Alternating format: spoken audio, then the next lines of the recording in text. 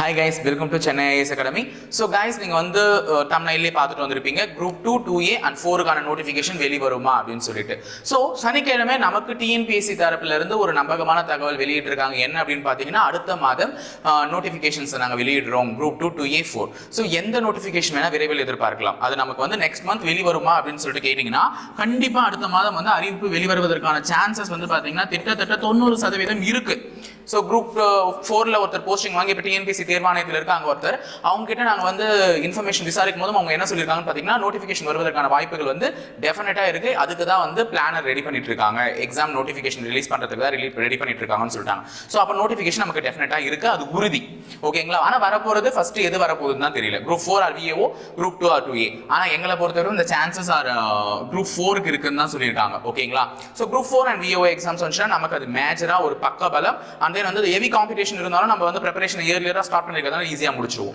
Next இன்னொரு விஷயத்தை வந்து கிளியர் பண்ணணும் அப்படின்னு வந்து பாத்தீங்கன்னா தமிழ் எக்ஸாம்ஸ் வந்து கட்டாயமாக்கி இருக்காங்க. தட் மீன்ஸ் இது எப்படி சார் நடக்கும், இந்த எக்ஸாம் எப்படி நடக்கும், இது எலிஜிபிலிட்டி பேப்பர்னு சொல்றாங்க, எப்படி நடக்கும், நிறைய பேருடைய டவுட் இருந்தது. ஸோ யூபிஎஸ்சி எக்ஸாம்ஸ் வந்து பாத்தீங்கன்னா காலையில ஒரு பேப்பர் நடக்கும், மதியம் ஒரு பேப்பர் நடக்கும். ப்ரிலிம்ஸை பொறுத்தவரை 2 பேப்பர்ஸ் நடக்கும். காலைல GS 1 நடக்கும், மதியம் CSAT ஒரு பேப்பர் நடக்கும்.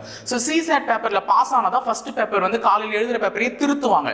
ஸோ அதே மாதிரி ஒரு பேட்டர்னை தான் நம்ம வந்து இப்போ TNPSC அறிமுகப்படுத்த போறோம்னு சொல்லியிருக்காங்க. அது என்னன்னு பாத்தீங்கன்னா தமிழ்.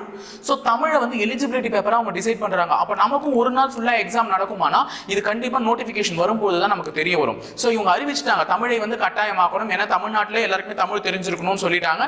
சோ தமிழ் தெரிஞ்சவங்க தான் வந்து ஒரு ஆபீசர் போஸ்டிங் நம்ம வந்து உள்ள கம்யூனிகேட் பண்றது நம்ம தமிழ்ல தானே பண்ண போறோம். சோ இது ஒரு நல்ல திட்டம் தான், வரவேற்கக்கூடிய ஒரு திட்டம் தான்.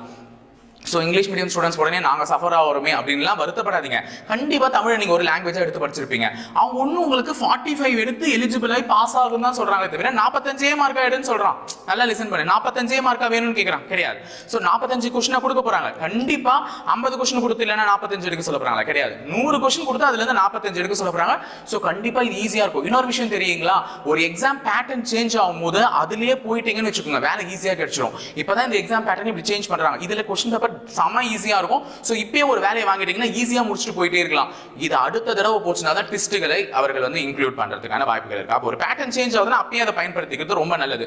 அப்ப கண்டிப்பா தமிழ் கட்டாயமாக போறாங்க. தமிழ்ல வந்து நம்ம 45 மார்க் எடுத்துட்டா கண்டிப்பா உள்ள போயிட போறோம். அந்த எலிஜிபிலிட்டி பேப்பர் அது நமக்கு எப்ப நடக்க போகுது, ஏன்னா அது தனியா தான் கண்டக்ட் பண்ணுவாங்க. கண்டிப்பா அது எப்ப நடக்க போகுதுன்றது தான். ஏன்னா அந்த பேப்பர்ல கிளியர் பண்ணாதான் இன்னொரு பேப்பரே கரெக்ஷன் பண்ணுவோம். சோ இவங்களுக்கு என்ன ஆயிடும் பாத்தீங்கன்னா மேக்ஸிமம் ரிஜெக்ஷன்ஸ் ஆயிடும். ஓகே, நிறைய பேர் வெளியே போயிடுவாங்க அப்படின்ற மாதிரி ஆயிடும். சோ அதுக்கு ஒரு பக்கபலமா இந்த சான்ஸ் அமையும் நினைக்கிறேன். சோ நீங்க அதுக்கு வெல் ப்ரிப்பேரா இருங்க. தமிழ்ல என்னென்னலாம் படிக்கலாம்ன்றதை நம்ம முன்கூட்டியே ப்ரிப்பேர் பண்ணி வச்சுட்டு நம்ம வந்து அதை ஈஸியா டேக்கிள் பண்றது வழியா பார்க்கலாம். So group 4 and group 2 2A ஆன கிளாसेस ஆன வீடியோஸ் வந்து எங்க அகாடமி சார்ல போயிட்டு தான் இருக்கு. சோ ரெகுலரா வந்து டெஸ்ட்டும் போட போறோம், டெஸ்ட் பேட்சஸும் போட போறோம். சோ வந்து கவனிச்சிட்டே இருங்க. யூடியூப் சேனலை ரெகுலரா ஃபாலோ பண்ணிட்டே இருங்க, மேலும் பல அப்டேட்ஸ்க்கு. சோ எங்களுக்கு வந்து டெஸ்ட் பேட்ச், அதாவது வந்து நம்ம சிலபஸ் வைஸ் இப்போ குரூப் 4 நம்ம டார்கெட் பண்ணி ஃபர்ஸ்ட் எடுத்துட்டு போறோம்னு பாத்தீங்கன்னா உங்களுக்கு வந்து நாங்க சயின்ஸ்ல இருந்து சோஷியல் சயின்ஸ்ல இருந்து எல்லா சப்ஜெக்ட்ஸும் கவர் பண்ணி முடிக்க போறோம் தமிழ்ல. So 6th to 10th Samacheer books. So அது எங்க கூட நீங்க ஃபாலோ பண்ணிட்டு இருந்தீங்கன்னா ரெகுலரா உங்களுக்கு வந்து ஒரு மைண்ட்ல அந்த நாலேஜ் வந்துரும், ஈஸியா வந்து கிராஸ்ப் பண்ணிட்டு முடிச்சுட்டு போயிட்டே இருக்கலாம். ஓகேங்களா guys? Be ready for that. So இன்னைக்கு வரக்கூடாது, இன்னும் கூடிய சீக்கிரத்தில் அந்த நோட்டிஃபிகேஷன் வரப்போது. அடுத்த மாசம் அக்டோபர்ல வரலாம், இல்ல நவம்பர் முதல் வாரத்தில் வரலாம். இப்போதுலேருந்து உங்கள் ப்ரிப்பரேஷனை ஸ்டார்ட் பண்ணிடுங்க. All the best for your upcoming exams. ஓகேங்களா? கண்டிப்பாக பயப்படாதீங்க. எந்த விதமான பேட்டர்ன்ஸும் ரொம்ப பெரிய அளவில் சேஞ்சஸ் இருக்காது. கண்டிப்பாக நீங்கள் அட்டென்ட் பண்ணுற அளவுக்கு தான் இருக்கும். ஸோ அப்படின்னு சொல்லிட்டு போகிறேன். கண்டிப்பாக நோட்டிஃபிகேஷன் வரப்போகுது, அதுக்கு மட்டும் தயாராக இருங்க. ஓகேங்களா? ஸோ அடுத்த வீடியோவில் வந்து மீட் பண்ணலாம். தேங்க்யூ. செகண்ட் கட் பண்ணிக்கோ. ஒரு வீடியோ ஆச்சு, முப்படைக்கு சொல்லி